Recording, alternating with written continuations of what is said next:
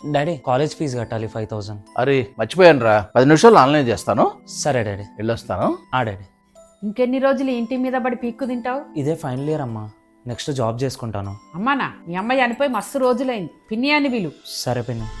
వనజా, ఫంక్షన్కి లేట్ అవుతుంది, త్వరగా రెడీ అవు. విష్ణు రెడీయా?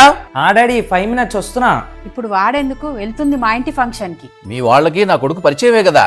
అయినా సరే వాడు నా కొడుకు కాదు, వాడు రావాల్సిన అవసరం లేదు. విష్ణు డాడీ మీరు వెళ్ళండి, నాకు అసైన్మెంట్ ఉంది, అది కంప్లీట్ చేసుకుంటా.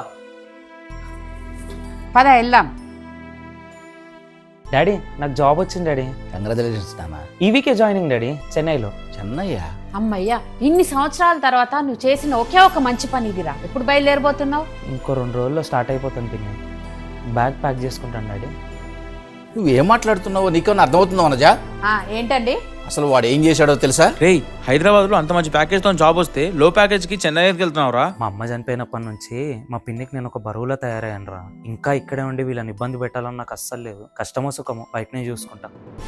వాడు నీకు కొడుకు కాకపోవచ్చు కానీ నిన్ను మాత్రం తల్లిలాగానే చూశాడు.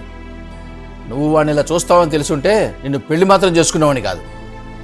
నా కొడుకు పడుతున్న బాధ ఎంతో మంది పిల్లలు వాళ్ళ తల్లిని కోల్పోయి పడుతున్న బాధ. సమాజం మారాలని కోరుతున్నా.